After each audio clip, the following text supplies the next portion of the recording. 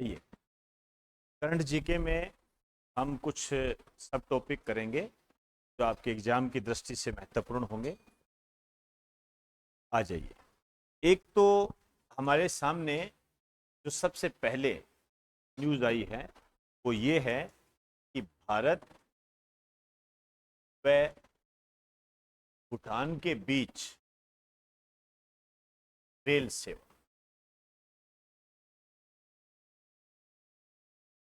भारत व भूटान के बीच रेल सेवा ये शुरू होगी। ये ध्यान रखें, ये महत्वपूर्ण है और इसलिए महत्वपूर्ण है क्योंकि ये पहली रेल सेवा, पहली भारत और भूटान के बीच। ऐसे बहुत सारी रेल सेवाएं हम अपने पड़ोसी देशों के साथ स्टार्ट कर चुके हैं। ये जो रेल सेवा होगी इस पर जो खर्चा आएगा 20 अरब के आसपास आएगा, लेकिन ये खर्चा इतना इंपॉर्टेंट नहीं है जितना ये इंपॉर्टेंट है कि ये जो रेल सेवा है ये कहां से कहां तक होगी, कहां से कहां तक होगी, ये ज्यादा इंपॉर्टेंट। ये क्या है? कोकराझार है। कोकराझार एक स्थान है, कोकराझार, ये इंडिया में पड़ता है। ये कोकराझार को जो है भूटान का एक स्थान है, उसका नाम है गेलेफू, उससे जोड़ेगी।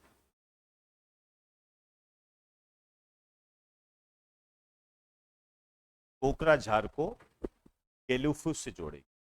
ये जो कोकराझार है ये भारत से संबंधित है, ये जो है भूटान से संबंधित। अभी हमारे सामने इतनी ही अपडेट है। अब देखते हैं आगे क्या होता है। फिलहाल आप ये ध्यान रखें कि कोकराझार और गेलेफू के बीच में रेल सेवा प्रारंभ की जाएगी और ये भारत और भूटान के बीच पहली रेल सेवा है। क्लियर होगी बात सारी? अब देखिए आपको किस तरीके से इसको तैयार करना है। मेरी बात को ध्यान से सुनना। आपको ये देखना है और ये आपका होमवर्क है, मैं बताने नहीं जा रहा हूं, ये आप खुद देखिए। ये जो भूटान है,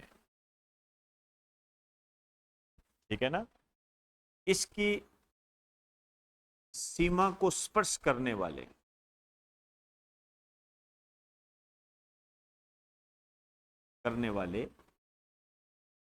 भारत के राज्य कौन से?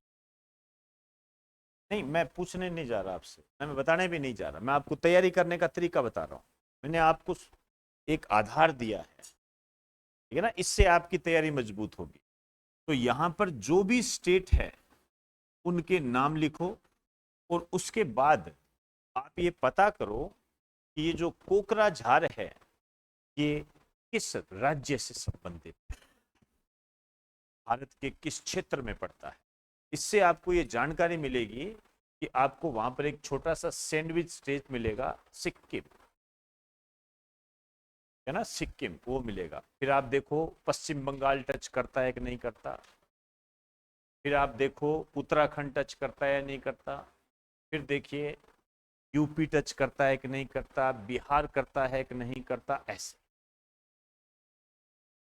है ना, नेपाल कहाँ है, क्या टच करता है क्या, ऐसे। ये जब आप एटलस देखोगे तो आपको और भी कई जानकारियां मिलेगी। यही पक्की तैयारी होगी बात सारी। एक जो मैं काफी समय से सोच रहा था, हालांकि 2-3 दिन पहले की घटना है, वो ये है मोरक्को में तूफान, सॉरी भूकंप, अर्थक्वेक इन मोरक्को। अब ये जो भूकंप है, इस प्रकार का भूकंप मैं देख रहा था, कई मैसेज मेरे पास आए और पूछा गया कि सर ये जो RAS प्री है ये 1 अक्टूबर को होगा या नहीं होगा। पहली बात तो देखिए, हम कहाँ से बता दें कि होगा कि नहीं होगा, हम सिर्फ इतना बता सकते हैं कि तैयारी करो। लेकिन जब मैंने इसको थोड़ा सा सर्च किया तो मुझे ये पता लगा कि 1 अक्टूबर को जो RAS की परीक्षा है, इसी दिन क्या है, IBPS का एग्जाम है। इस संबंध में जो अभ्यर्थी है, जो स्टूडेंट है, वो ये डिमांड कर रहे हैं कि जो आरएएस प्री है इसको आगे किया जाए, ये डिमांड रखी। और ऐसा सुनने भी आया कि जो आरपीएससी के अध्यक्ष है उससे बकायदा मिले भी, इस प्रकार की घटना भी हुई। देखिए, ये तो 1 अक्टूबर को तय है, ध्यान रखें, ये तो कन्फर्म ही है। दूसरी बात है, एक सोचने वाली बात है कि आईबीपीएस बैंकिंग से संबंधित होता है, आरएएस प्रशासन से संबंधित है।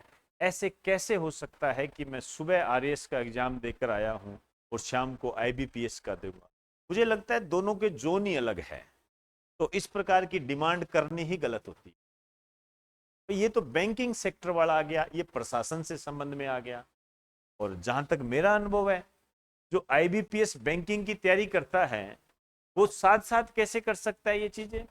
दोनों में तो रात दिन का फर्क है। तो जो भी बच्चे तैयारी कर रहे हैं, ध्यान रखें, 1 अक्टूबर, मतलब 1 अक्टूबर, ज्यादा से ज्यादा 1 अक्टूबर कह सकते हो, इससे ज्यादा नहीं, ये फिक्स है, ध्यान रखें। तो आप अपनी तैयारी करें। ये मोरक्को में जो भूकंप आया है, आप जानते हो कि जब हमारे यहाँ G20 हो रहा था तभी ये भूकंप आ गया था। G20 बैठक में भी इसके बारे में ये कहा गया कि इसका समाधान करेंगे और हर संभव सहायता पहुंचाएंगे।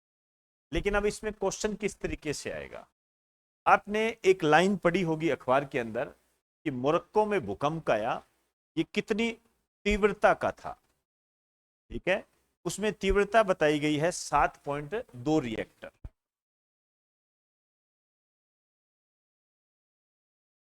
7.2 रिएक्टर,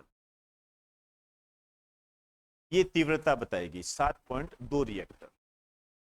अब आप जानते हो कि ये जो रिएक्टर है ये एक स्केल है, ठीक है ना, आधार है, इससे मापते हैं। आप ये भी कह सकते हो ये भूकंप को मापने की क्या है, एक इकाई है, यूनिट है। जबकि भूकंप को मापने वाला उपकरण कौन सा होता है? सिस्मोग्राफ, ठीक है ना, ये सिस्मोग्राफ होता है। सिस्मोग्राफी तो उसका अध्ययन कहलाता है, सिस्मोग्राफ। ये छोटे छोटे क्वेश्चन है तो मैं ये मान के चलता हूं कि आप जो बच्चे हमारे यहाँ पढ़ते हो इसकी जानकारी है आपको। लेकिन अब मैं आपको बताने जा रहा हूं कि आपने इसको करना कैसे है। जैसे आपने ये जो भूकंप आया इसका सेंटर पड़ा होगा, ये कहाँ आया, ठीक है ना? तो आपने एक गांव का नाम सुना होगा, इधिल, इधिल गांव, इधिल गांव, ये नाम सुना। और ये गांव जो है, गांव फिर भी मैं छोड़ सकता हूं, लेकिन ये कहा गया कि एटलस पर्वत के पास है, एटलस पर्वत, ये महत्वपूर्ण है। जब हम मोरक्को की बात करते हैं और हम जब ये पता लगाते हैं कि ये कौन से महाद्वीप से संबंधित है, तो हमें ये पता लगता है कि अफ्रीका से है।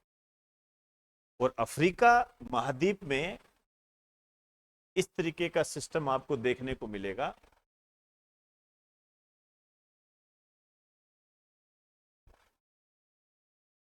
अफ्रीका महाद्वीप होता है और यहां इस साइड में आपको मोरक्को मिल जाएगा, यही है, यहां मिल जाएगा। तो हम जब वर्ल्ड ज्योग्राफी पढ़ते हैं तो आप जानते हो कि अफ्रीका में दो पर्वत श्रेणियां महत्वपूर्ण होती है। एक तो इस साइड में आपको मिलेगी ड्रेकन्सबर्ग, ड्रेकन्सबर्ग याद कीजिए, वेल्स नामक घास के मैदान पाए जाते हैं, याद आ रहा है कुछ? यहाँ दक्षिण अफ्रीका है, यहाँ पर एक देश है उसके अंदर वो कौन सा है, लेसोथो, याद आ रहा है, अंदर की तरफ देश है। और ये मोरक्को, यहां पर एक पर्वत श्रेणी है, इसका नाम है एटलस, एटलस, यहां पर ये भूकंप आया है। तो घर पे जाके आप एटलस देखें और यहां देखो कि किस तरीके का सिस्टम है, मोरक्को कहाँ है और इसके आसपास कौन से महासागर है। जब आपको पता लगेगा यहाँ पर अटलांटिक महासागर है, यहाँ पर आपको पता लगेगा यहाँ पर हिंद महासागर, यहाँ पर आपको एक अलग से द्वीप मिलेगा मेडागास्कर, इसको ऐसे पढ़ना होता है। ऊपर की तरफ जब आप जाओगे तो यहां पर आपको पुर्तगाल मिलेगा, ठीक है ना, यहाँ छोटा सा स्पेन मिल जाएगा, ठीक है ना, स्पेन मिल जाएगा, और यहाँ पर पानी मिलेगा, और इसे हम क्या कहते हैं, भूमध्य सागर। ये भूमध्य सागर हो, क्लियर। और ये जो है सबसे महत्वपूर्ण, ये क्या है, जिब्राल्टर जल संधि। भूमध्य सागर की कुंजी के रूप में इसको जाना जाता है। इतना शानदार क्वेश्चन बनता है कि आप सोच भी नहीं सकते। आरएएस वगैरह इसके एग्जाम में खूब पूछा जाता है। इसका जो निक नेम है, इसे कहते हैं भूमध्य सागर की कुंजी बोलते हैं। इस भूमध्य सागर की कुंजी होता है, क्लियर। इसको ऐसे तैयार करना होता है। मैं चाहूं तो अभी आपको मैप निकाल कर बता सकता हूं, लेकिन ये जरूरी नहीं है, ध्यान रखना कि आप खुद होमवर्क कीजिए। मैं सिर्फ तैयार करने का तरीका बता सकता हूं। तो मोरक्को में जो तूफान आया वो ये। अब इसको जब आप पुराने से जोड़ोगे तो आपको याद आ रहा है ऑपरेशन दोस्त, याद आ रहा है। 2023 में ही तुर्की और सीरिया में तूफान आया, वो भूकंप आया था, माफी चाहूंगा, भूकंप आया था। तो भारत ने जो सहायता पहुंचाई थी वो ऑपरेशन दोस्त के तहत पहुंचाई थी, ध्यान रखना। ऑपरेशन दोस्त के तहत लिख दीजिए। इसके तहत तुर्की व सीरिया को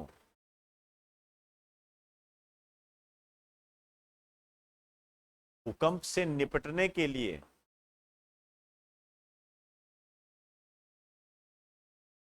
भूकंप से निपटने के लिए सहायता पहुंचाई गई थी।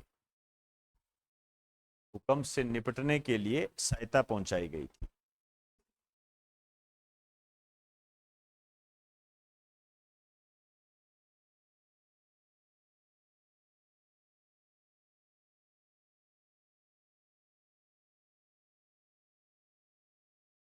ये बात सारी, चलिए इसको आसपास ऐसे करके देखा जाता है। तो हमने, आपने देखा, हमने इसको ज्योग्राफी से जोड़ दिया, ठीक है, आप इसको और ज्यादा फुलफिल कर लेना। हमने इसको पॉलिटिक्स से जोड़ दिया, राजनीति से जोड़ दिया। अब देखिए मैं इसको थोड़ा सा कल्चर से जोड़ना चाहूंगा, ठीक है। आप देख रहे हो ये मोरक्को है। आपने एक नाम सुना होगा, अखबारों के अंदर हाईलाइट किया गया, उसका नाम है कोतोबिया। कोतोबिया, ये नाम है कोतोबिया। ऐसे ही पकड़े जाते हैं क्वेश्चन। ये क्या है, यहां पर एक प्रसिद्ध मस्जिद है जो भूकंप से प्रभावित रही। होता क्या है, अब ये अखबारों में नाम आ गया तो आपसे क्या पूछ लेगा, कोतोबिया मस्जिद कहां है, इसका संबंध किस देश से है। इसमें लिख दीजिए, यह एक मस्जिद है जो भूकंप से प्रभावित रही।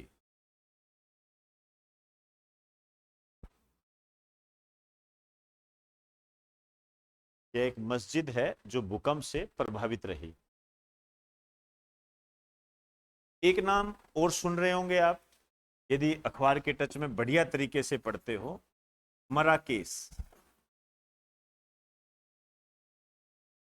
मराकेश ये हिस्टोरिकल सिटी है, ऐतिहासिक शहर है यहाँ का, और ये काफी प्रभावित रहा, और बकायदा इसको यूनेस्को ने वर्ल्ड हेरिटेज की सूची में शामिल किया। अब होता यही है, आपसे कहेगा मराकेश एक ऐतिहासिक शहर है, इसका संबंध किस देश से है, ऐसे बन जाता है। फिर ढूंढते रहते हैं इधर उधर, कोई अर्थ नहीं होता उन चीजों का। एक लाइन लिख दीजिए, यह एक ऐतिहासिक शहर है, यह एक ऐतिहासिक शहर है जिसे 1981 में यूनेस्को ने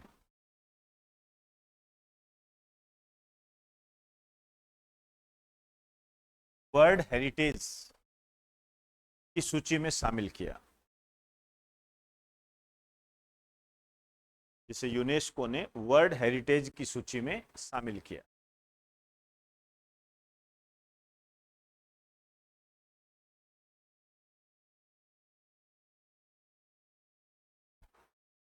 क्लियर? आइए एक हल्का सा मैं पॉलिटिक्स के रूप से और जोड़ देता हूं इसको। ये जो मोरक्को है, इसकी राजधानी कौन सी है? इसकी राजधानी है राबात। राबात। और आपने देखा कि जब अमेरिका जैसे देश थे, इन्होंने जब इसको सहायता पहुंचाई तो यहां के शासक राजा ने इन्हें आभार व्यक्त किया, ठीक है ना, नाम आया अखबारों में। तो यहां पर क्या है, राजतंत्र है, जैसे ब्रिटेन में है ना वैसे। तो यहाँ के जो राजा है, किंग है, ये है मोहम्मद सिक्स। नाम याद भी हो जाएगा, ज्यादा तंग भी नहीं होंगे। मोहम्मद सिक्स यहाँ के राजा है। लेकिन जैसे ब्रिटेन में आप देखते हो कि ब्रिटेन में राजतंत्र भी है और ब्रिटेन में लोकतंत्र भी है। तो वहां पर ब्रिटेन के प्रधानमंत्री भी है ऋषि सुनक, और ब्रिटेन के शासक भी है, ब्रिटेन के राजा भी है। आया था ना क्वेश्चन, चार्ल्स, दोनों ऑप्शन थे उसमें, चार्ल्स द्वितीय भी था और चार्ल्स तृतीय भी था। कौन सा हो जाएगा? ब्रिटेन के शासक कौन है? चार्ल्स तृतीय है, ध्यान रखना। उसमें दोनों ऑप्शन थे, द्वितीय भी था, तृतीय भी था, कईयों को लेटा दिया था। अब इसी तरीके से ये मोहम्मद सिक्स, और यहां के जो पीएम है, लिख दीजिए सैयदीन ओथमानी।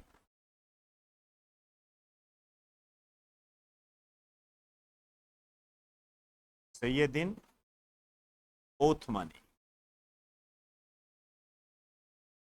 सैयदीन ओथमानी।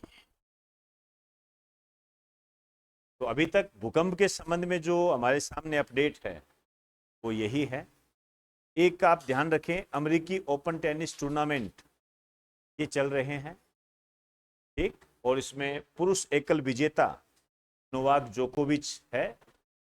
इन्होंने 24 ग्रैंड स्लैम जीत लिए हैं और बराबरी कर ली है मार्गरेट कोर्ट की। एक बार रुक जाओ, अपना अगला टॉपिक जो होगा वो यही होगा।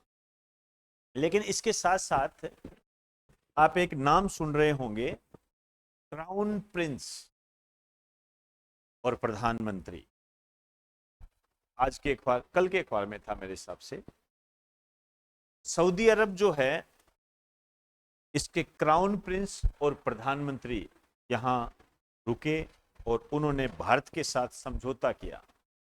बात समझौते की नहीं है, समझौते तो देखिए बहुत सारे देश हैं जो भारत के साथ करते रहते हैं, और समझौते क्या है, डिजिटल कोई बहुत बड़ा मील का पत्थर हो वो एक अलग बात है। जैसे G20 में ग्लोबल बायोफ्यूल अलायंस हो गया, एक कॉरिडोर बना रहे हैं जो पश्चिम एशिया और यूरोप को जोड़ेगा, ये तो देखिए बम्पर है, वो मैंने आपको G20 में बता ही दिया था। लेकिन यहां जो आपको एग्जाम की दृष्टि से ध्यान देना है वो है इनके क्राउन प्रिंस वगैरह, इनके बारे में थोड़ी सी बात ध्यान रखें। तो इसमें लिख दीजिए सऊदी अरब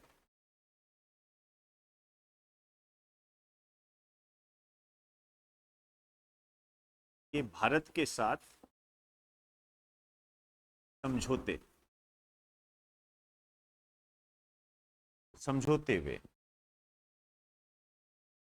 समझौतों की बात मैं नहीं करने जा रहा, बस आपको ये ध्यान रखना है। अब देखो सऊदी अरब है, आप देखिए रियाद इसकी राजधानी है, लाल सागर को टच करता है। यहाँ पर एक जेद्दा बंदरगाह है, जेद्दा याद आ रहा है, जहां पर हमारा INS सुभद्रा रुका था। INS सुभद्रा वहां पर क्यों रुका था? क्योंकि सूडान से हम भारतीयों को ला रहे थे। सूडान इसके पास में पड़ता है, इधर लाल सागर, बीच में लाल सागर आ जाएगा, इधर सूडान आ जाएगा। अब देखना इसको, ऑपरेशन कावेरी आ रहा है कुछ याद? उसी के पास ही तो है ये, जहां जेदा बंदरगाह चर्चा में रहा था, तो जेदा बंदरगाह इसी का है। यहाँ पर हमारा INS सुभद्रा रुका था, जो कि सूडान में फंसे भारतीयों को लाने के लिए लगाया गया था, क्योंकि वहां पर अंदर जो स्थितियां थी वो गंभीर हो गई थी, तो भारतीयों को वापस लाने के लिए एक अभियान चलाया गया था, जिसको हमने नाम दिया था ऑपरेशन कावेरी। बहुत अच्छा क्वेश्चन है। अब देखिए, ये जो सऊदी अरब है, इसके जो क्राउन प्रिंस है, क्राउन प्रिंस कह दीजिए, युवराज कह दीजिए,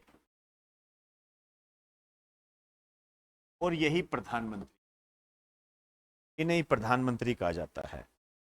ठीक है, इनका नाम है मोहम्मद बिन सलमान।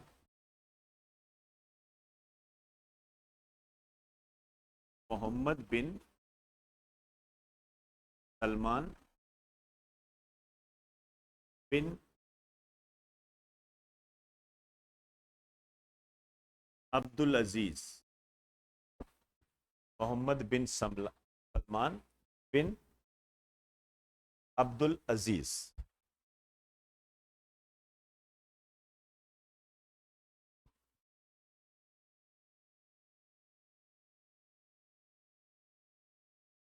चले, मैं समझौतों पर नहीं जा रहा, लेकिन आपको एक लाइन लिखा रहा हूं, बहुत महत्वपूर्ण है, अभी नवीनतम रिपोर्ट है। सऊदी अरब जो है भारत का चौथा सबसे बड़ा व्यापार भागीदार देश है। आ जाइए, ये मेरा मेन पॉइंट है। सऊदी अरब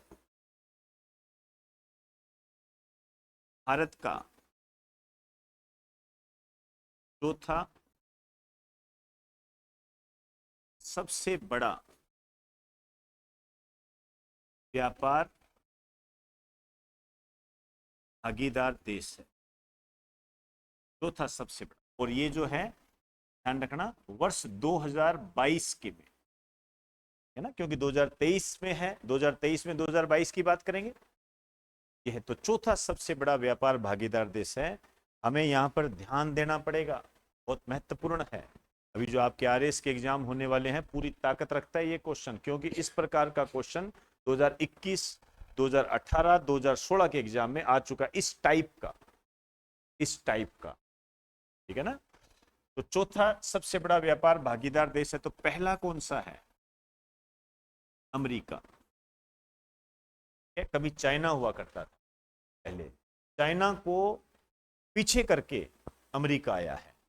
चाइना दूसरे नंबर पर, और तीसरे नंबर पर कौन बताएगा?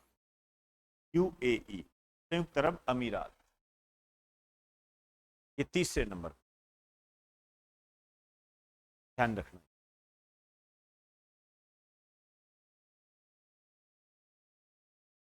अमेरिका, चीन, यूएई। क्लियर? एक मैंने आपको जब G20 करवाया था, तब कोणार्क चक्र के बारे में बताया था, याद आ रहा है? कोणार्क चक्र के बारे में ध्यान रखना, बिल्कुल भी मिस मत कर देना इसको। आपने देखा था क्या इसको?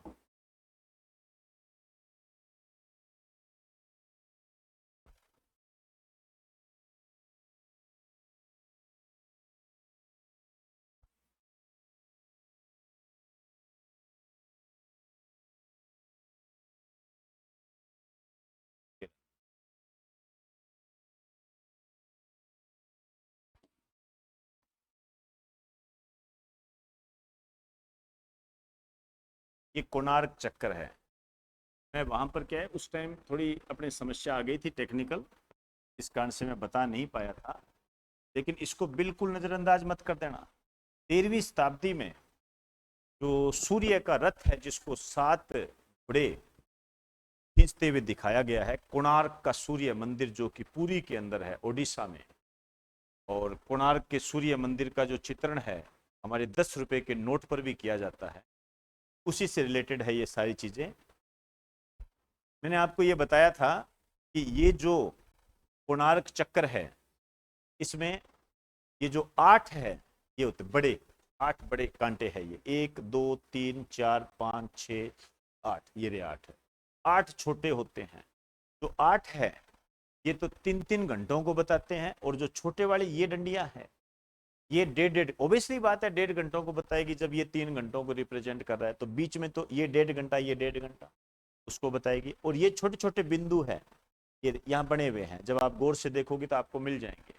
ये 60 है ना, वो सारा आपको वहां बताया हुआ है। प्रत्येक बिंदु 3 मिनट को रिप्रेजेंट करता है, ठीक है ना, 3 मिनट को रिप्रेजेंट करता है प्रत्येक बिंदु, ने आपको बताया था इधर। तो ये आपको थोड़ा सा देख लेना। इसके बीच में यदि हम डंडी रखते हैं तो जहां पर छाया पड़ेगी तो हम समय की पहचान कर सकते हैं। एक गंग वंश हुआ करता था, नरसिम्हन देव, वहां उन्होंने इस मंदिर का निर्माण करवाया था। उसी को आधार बनाकर हमारा जो भारत मंडपम है, अंतरराष्ट्रीय कन्वेंशन सेंटर भारत का जो है, जो अभी हाल फिलहाल ही बना, उसके अंदर इसको स्वागत के रूप में बनाया गया था और काफी आकर्षण का ये केंद्र रहा था। तो अपने आप में ये महत्वपूर्ण है। पुराने जब पेपर हम देखते हैं तो आपको मिल जाएगा कि कोणार्क का सूर्य मंदिर कहाँ है। एक बार आप अपने गूगल पे सर्च करके थोड़ा सा जो मैंने लिखाया उसको आप इस संबंध में जरूर देख। इससे क्या होता है, चीजें क्लियर हो जाती है। नहीं तो बेटा सिंपल सी बात है, ये 8 सुइयां 3 सुइयां जब चुभती है ना तो बड़ा दर्द करती है ये। इसको ढंग से कर लेना, है ना। ये क्वेश्चन है आने वाले टाइम में। ये तो आज की क्लास में भी इतनी बात करेंगे, आगे कल बात करेंगे।